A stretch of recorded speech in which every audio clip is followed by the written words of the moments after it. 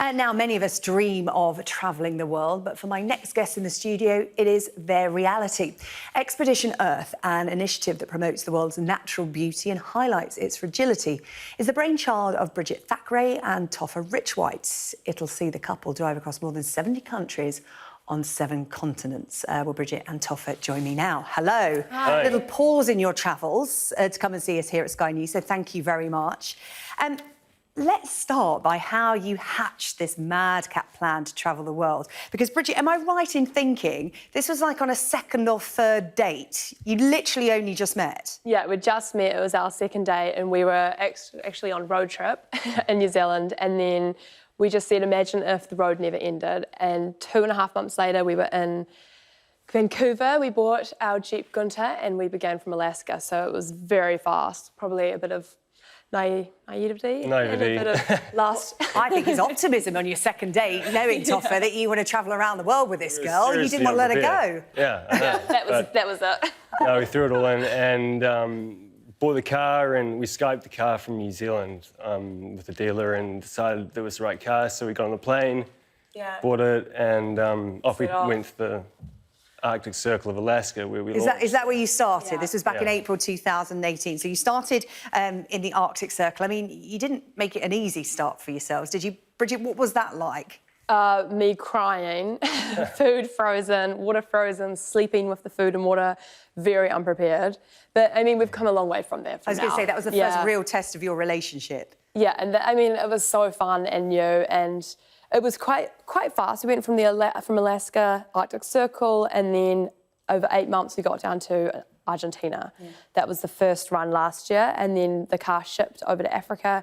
This year we've covered from South Africa, up Eastern Africa, all the way through Europe to where we are now. So. And Topher, the images we're looking at now are all images that you shot using a drone and your own cameras. What are we looking at here? Well, we bought the drone 2 months before we left, and we bought the camera, the SLR camera, on the way to Vancouver. So, like, we had no experience in photography at all, but people seem to like it.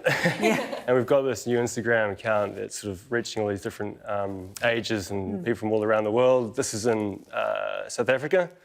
Oh, wow. And I mean, this started out as a bit of fun, Bridget, but as you've travelled around the world, you've taken on a bigger cause. You really want to promote natural beauty and how fragile the environment is. And we've just literally run a report, a special report on climate change. It's a real hot topic at the moment.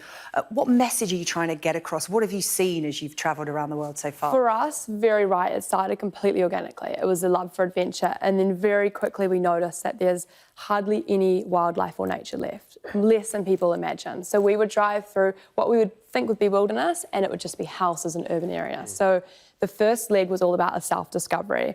And then this year we've started working with National Geographic, WWF, a number of different conservation groups. And we were trying to find what is it that's causing these problems on the planet. And then this final leg now, we have initiatives in place, which we haven't quite released yet, but they're coming through. And it is about celebrating the natural world, inspiring people to look after it, and just promoting the fact that there's not much wild left. There's 4%.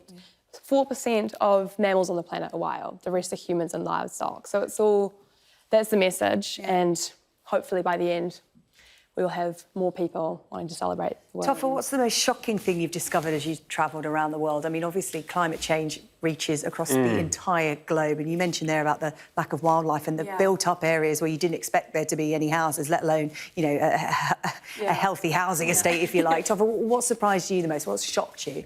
I mean, the amount of people that there are everywhere you look. Even though our photography shows that we're in wild all the time, it's quite deceiving, you know. We sort of try to hide the fact that there are fences and roads and buildings and farms everywhere. So that's been pretty shocking.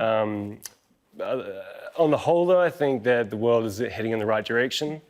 Where there's tourism, there's a lot of effort going into conservation programs, and I mean, people care. It's well, the population explosion is one of the major contributing factors to climate change. We hear that from experts all the time, and obviously you're bearing witness to that.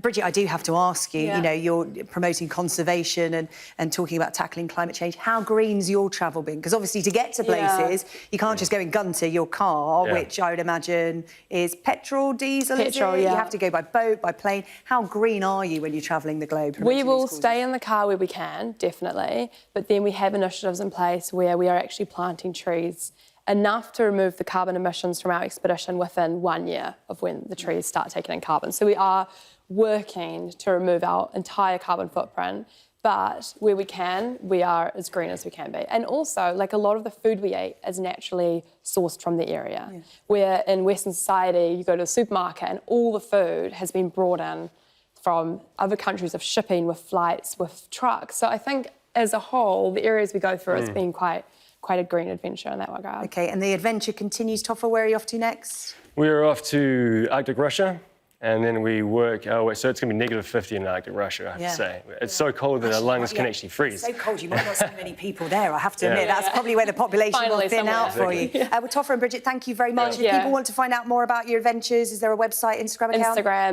@expeditionearth.live. OK, I've had a look, and some of the images are stunning. Thank you so much. Good luck with your travels and all your endeavours. We're going to take a break now.